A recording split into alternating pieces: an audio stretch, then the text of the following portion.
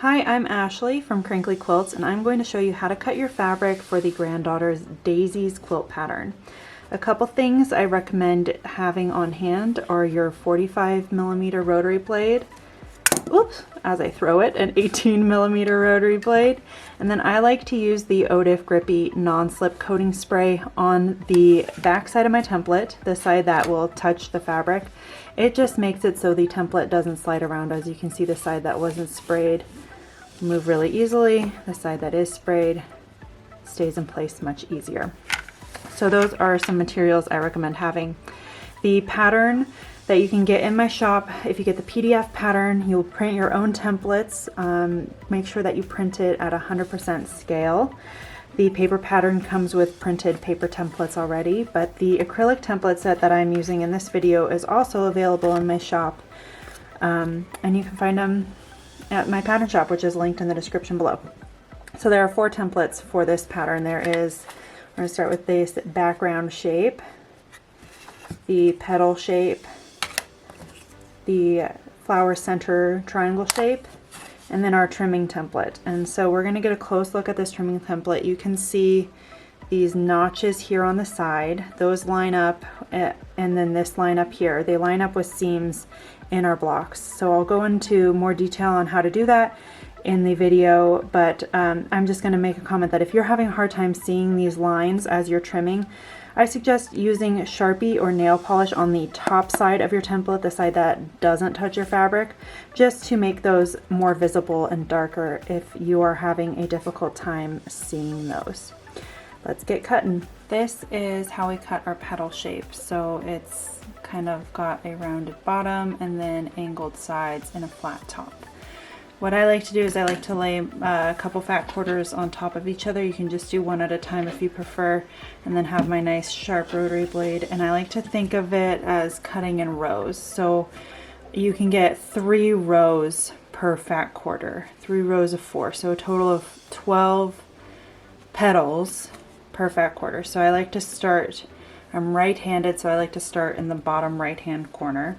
I don't know if it would make a difference if you were left-handed, but probably. And what I'm going to do is just lay my template out here, and I'm going to cut it out.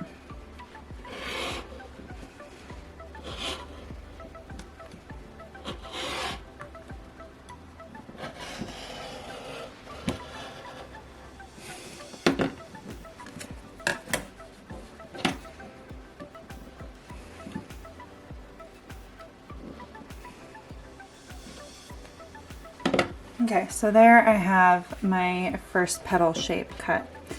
Now, continuing on in my row, I'm going to flip my template over 180 degrees and then line it up on this edge with the previous cut so that I'm utilizing as much fabric as I can. And just cut that one out.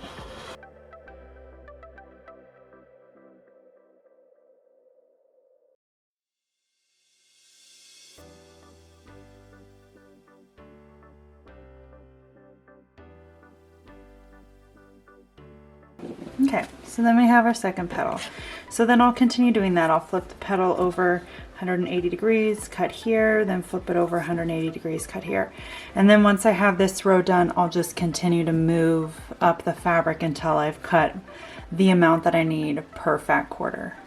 For our flower centers, we're going to be cutting these little triangles. So you're going to have your width of fabric just fold it in half right here. I have the selvage edges on this side and the folded end on this side. And you're going to start at the selvage edge and get close to where the selvage is, and you're just going to cut that off.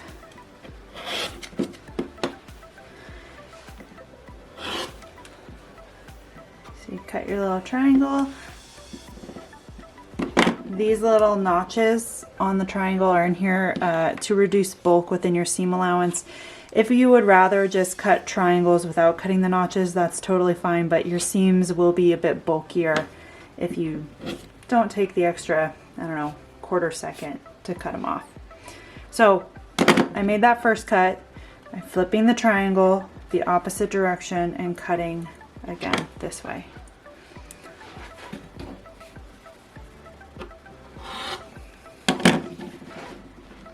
Okay.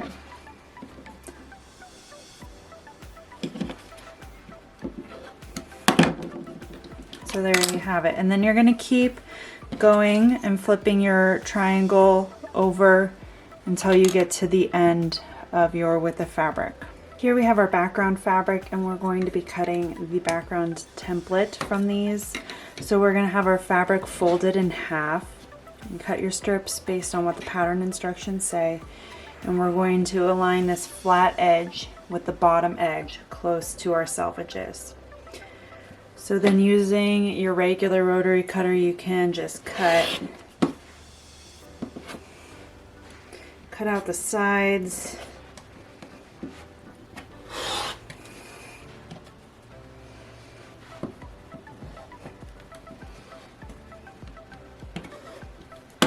That, and then I like to take this little 18mm rotary cutter to get the scoop.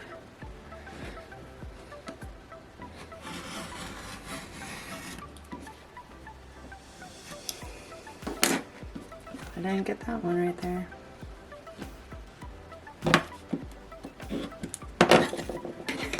Okay, so there we have background pieces cut. Now what you do is flip over the template, so now the flat edge is on the opposite side, and then you just have your angle already here from your previous cut.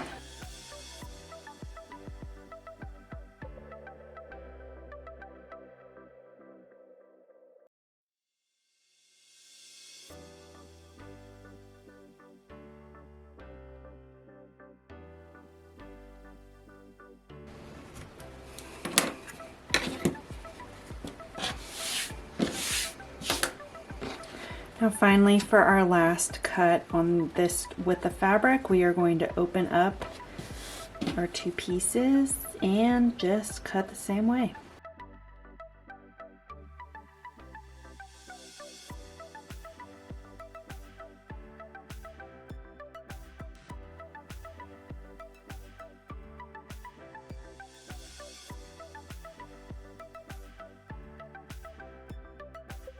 Finally, we're going to use the trimming template. On this template, there are notches on the sides, and then at the top there is a line.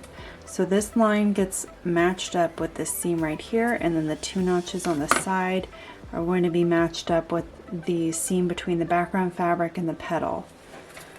So I'm just going to line them up as best as I can. Now, right here, this petal shape was cut on a bias, and so is this background fabric.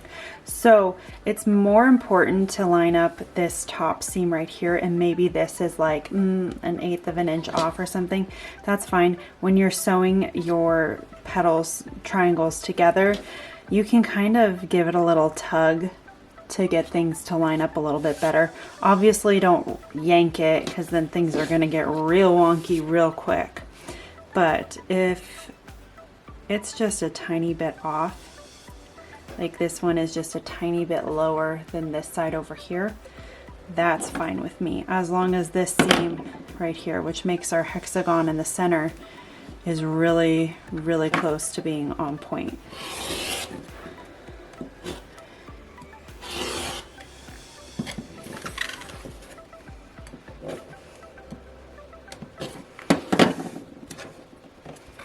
Alright, so that is how you trim your little triangle blocks for the Granddaughter's Daisy quilt.